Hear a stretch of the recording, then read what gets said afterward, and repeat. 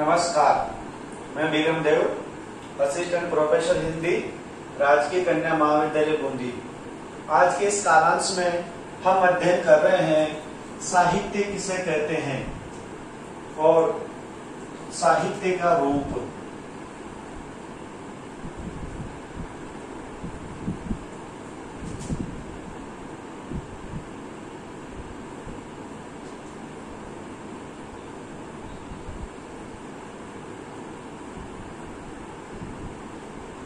साहित्य के प्रकार या काव्य के रूप।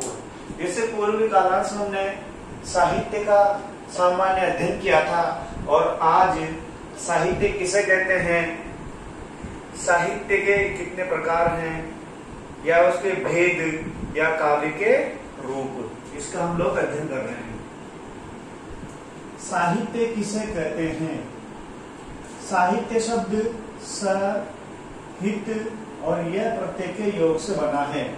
तो सामान्य परिभाषा हुई कि जिसमें हित की भावना हो उसे साहित्य कहते हैं। सहितस्य भाव साहित्यम, अर्थात जिसमें हित की भावना निहित होती है उसे साहित्य कहते हैं। इसी परिभाषा को साहित्यिक रूप में देखते हैं।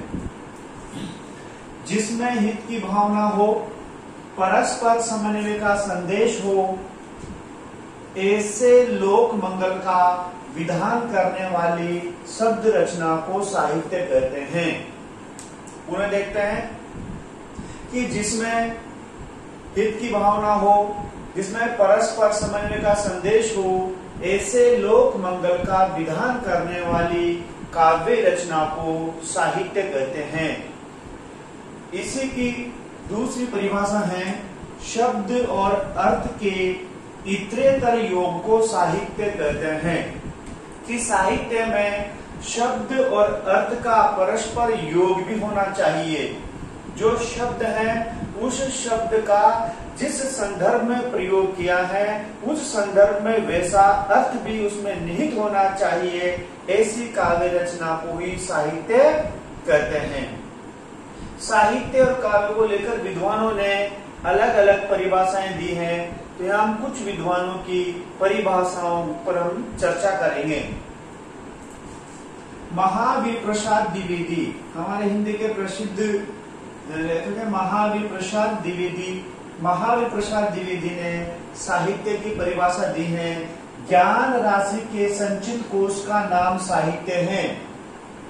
परिभाषा पूछ ली जाती है कि ज्ञान राशि के संचित कोश का नाम साहित्य है। इसकी परिभाषा देने वाले कौन है? परिभाषा दी है महावीर प्रसाद द्विवेदी। जयशंकर प्रसाद ने भी काव्य आत्मा की संकल्पनात्मक अनुभूति है। जयशंकर प्रसाद कह रहे कि काव्य क्या है? कि हमारी आत्मा जो संकल्प लेती है और वह शब्द और अर्थ के द्वारा व्यक्त होता है उसे ही साहित्य या उसे ही काव्य कहते हैं। आचार्य रामचंद्र शुक्ल ने भी परिभाषा दी है कि जिस प्रकार आत्मा की मुक्त अवस्था ज्ञान की दशा कहलाती है उसी प्रकार हृदय की मुक्त अवस्था रस दशा कहलाती है। हृदय की इसी मुक्ति के विधान के लिए मनुष्य की वाणी जो शब्द विधान करती आई है उसे ही कविता या उसे साहित्य कहते हैं। तो शुक्ल जी ने आत्मा का संबंध ज्ञान दशा से माना और हृदय का संबंध रस दशा से माना। पुनः देखते हैं शुक्ल जी की परिभाषा को कि जिस प्रकार आत्मा की मुक्त अवस्था ज्ञान दशा कहलाती है उसी प्रकार हृदय की मुक्त अवस्था रस दशा कहलाती है। हृदय की इसी मुक्ति की साधना के लिए मनुष्य की वाणी जो शब्द विधान करती आई है उसे ही कविता कहते हैं, उसे ही साहित्य कहते हैं। ये परिभाषा दी है आचार्य रामचंद्र शुक्ल ने। इसी प्रकार संस्कृत के आचार्य ने भी काव्य को अलग अलग परिभाषाओं में परिभाषित किया है। तो उनका भी संक्षिप्त अवलोकन कर लेते हैं। भामह कह रहे हैं कि साहित्य क्या है?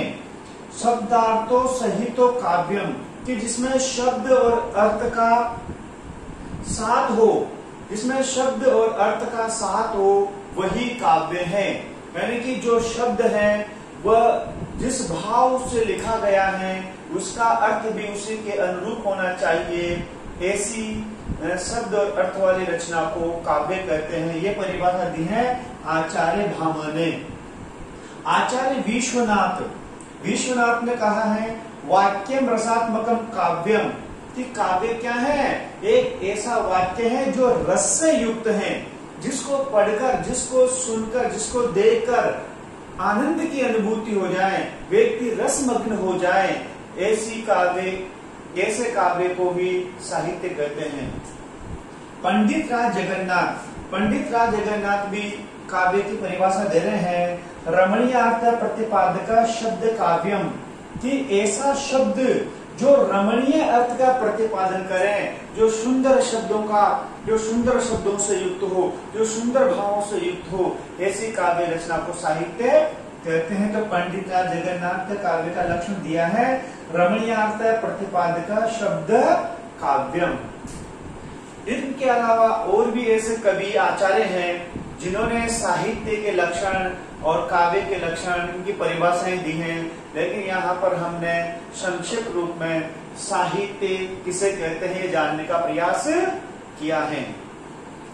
साहित्य के प्रकार या काव्य के भेद, इनको भी जानना जरूरी है कि साहित्य के रूप या साहित्य के रूप कर दो, या काव्य के भेद कर दो, या काव्य के रूप कर दो।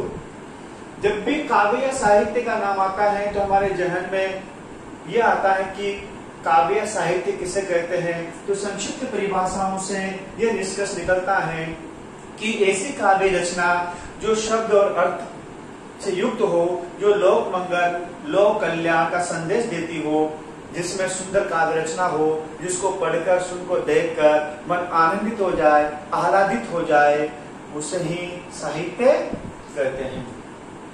तो काव्य के रूप, मुख्य रूप से काव्य के दो रूप माने गए हैं, पद्य काव्य और गद्य काव्य। जो छंदबद्ध रचना है उसे पद्य काव्य कहते हैं, जो छंद मुक्त रचना है उसे गद्य काव्य कहते हैं। पद्य का मतलब है कविताओं वाला और गद्य का मतलब कहानियों वाला, इस प्रकार से हम समझ सकते हैं। यानी कि छंदबद्ध रचना कहलाती है पद्य काव्य और छंद मुक्त रचना कहलाती है गद्य काव्य। लेकिन काव्य का एक तीसरा रूप भी प्रचलन में है, वह है चंपू काव्य। चंपू काव्य किसे कहते हैं?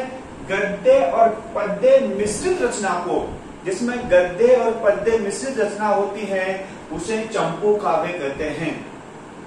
जैसे रोड़ा कवि की राहुल वेल चंपू काव्य है, यशोधरा भी चंपू काव्य है। यानी कि गद्य काव्य के अंतर्गत कौन कौन सी विधाएं आती हैं संक्षिप्त रूप में देख लेते हैं।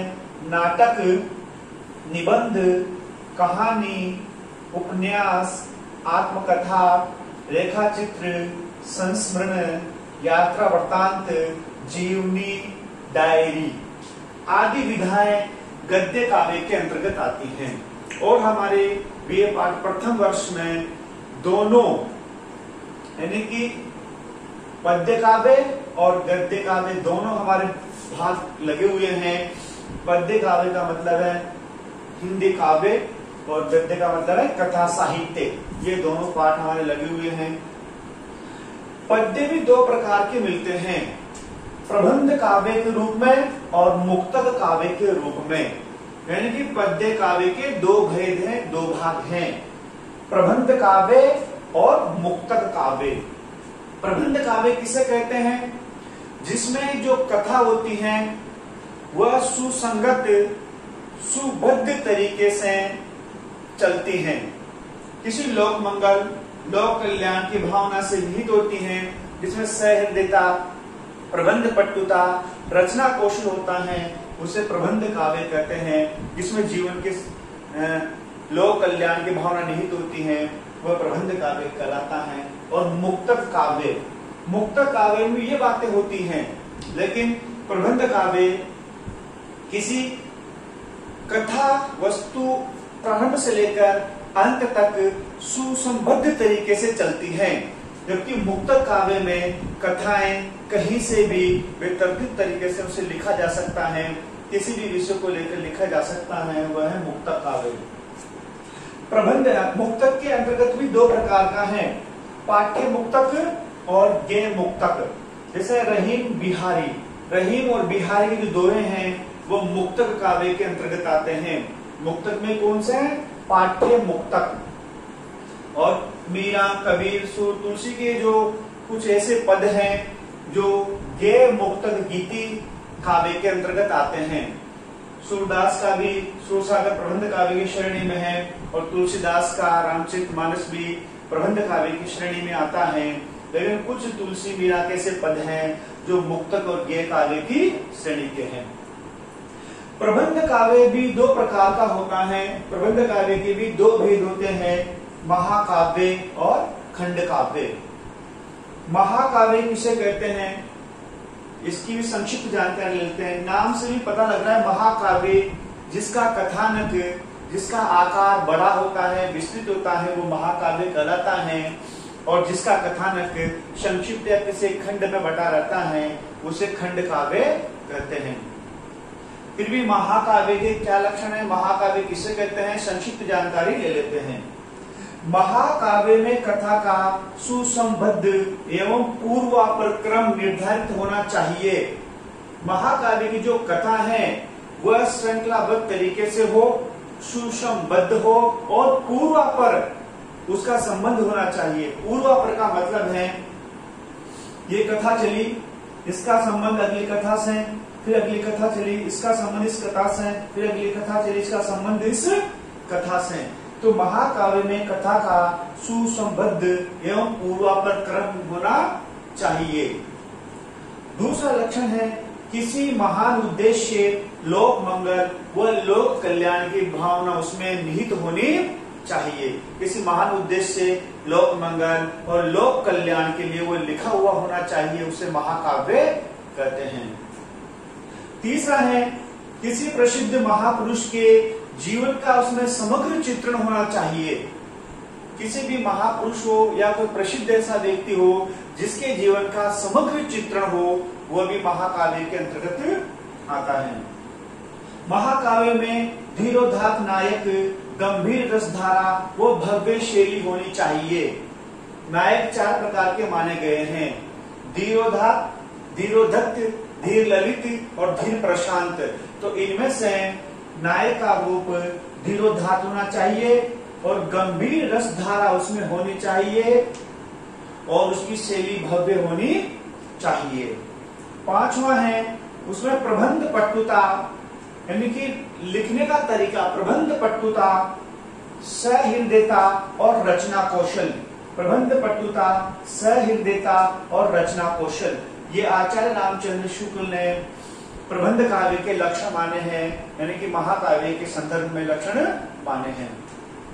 महाकाव्य सर्गों, अध्यायों, कांडों, समयों इस प्रकार से निबद्ध होना चाहिए और कम से कम उसमें 7 सर्ग या 7 कांड या 7 समय उसमें होने चाहिए।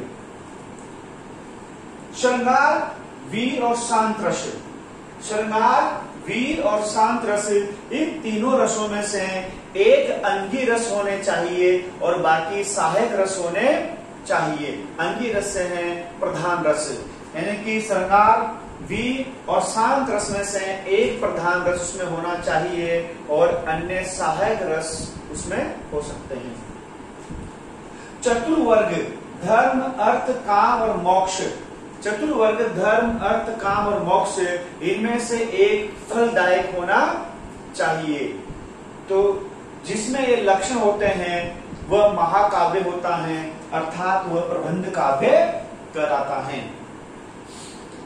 प्रबंध काव्य के जो महाकाव्य के जो कुछ लक्षण हैं, इनसे उल्टे खंड काव्य के हैं। खंड काव्य का कथानक सीमित होता है, जबकि महाकाव्य का कथानक विस्तार में बड़ा होता है और जबकि खंड काव्य का कथानक विस्तार में छोटा होता है। दूसरा है इसमें जीवन के एक भाग या एक खंड का चित्रण किया जाता है। महाकाव्य में समग्र जीवन का चित्रण किया जाता है। खंड काव्य में जीवन के किसी एक भाग या एक खंड का चित्रण किया जाता है। खंड काव्य में कम पात्र होते हैं, इसीलिए इसमें कथा विस्तार की गुंजाइश कम होती है। चौथा है, कथा वस्तु संपूर्ण न होकर खंडों में विभक्त होती है और इसमें भी लोक मंगल, लोक कल्याण की भावना निहित होती है। इसमें भी धर्म, अर्थ, काम, मोक्ष, इस प्रकार से इनमें से भी एक होना चाहिए। तो महाकाव्य में कौन कौन से प्रसिद्ध महाकाव्य हैं, थोड़ा संक्षिप्त में देख लेते हैं। आदिकाल की बात करें तो आदिकाल में पृथ्वीराज राशो और चंद्रवृदाय का पृथ्वीराज राशो भी महाकाव्य की श्रेणी में आता है, और पवम चर्यु ये भी महाकाव्य की श्रेणी में आता है। पुष्पदंत का रामचरितमानस, तुलसीदास का रामचरितमानस भी प्रबंध काव्य की श्रेणी में आता है। ये भक्ति काल का दूसरा प्रसिद्ध महाकाव्य है पद्मावत, मलिक मोहम्मद जायसी का पद्मावत। रीतिकाल की अगर चर्चा करें तो केशवदास की रामचंद्रिका भी महाकाव्य की श्रेणी में आती है। और आधुनिक काल में तो महाकाव्य बहुत विस्तार से लिखे गए हैं, बहुत प्रसिद्ध महाकाव्य रहे हैं। अयोध्या सिंह उपाध्याय हरिओद का प्रिय प्रवास, मैथिली शरण गुप्त का जय भारत और साकेत, रामधारी सिंह दिनकर का कुरुक्षेत्र और जयशंकर प्रसाद की कामायनी, ये सभी महाकाव्य हैं। और इनके अलावा भी आधुनिक काल में अन्य बहुत प्रसिद्ध महाकाव्य लिखे गए हैं। तो हमने संक्षिप्त रूप में ये जानने की कोशिश की है कि काव्य के रूप दो होते हैं, पद्य काव्य, गद्य काव्य। पद्य काव्य छंदबद्ध रचना होती है और गद्य काव्य छंद मुक्त रचना होती है, जो कहानी, नाटक, उपन्यास, रेखाचित्र, संस्मरण, यात्रा वृत्तांत, जीवनी, डायरी, ये तो आते हैं पद्य काव्य के अंतर्गत। और जो कविताएं हैं और जिसमें पद्य होते हैं वो आते हैं पद्य काव्य के अंतर्गत। अगले कालांश में हम काव्य के तत्वों का अध्ययन करेंगे। धन्यवाद।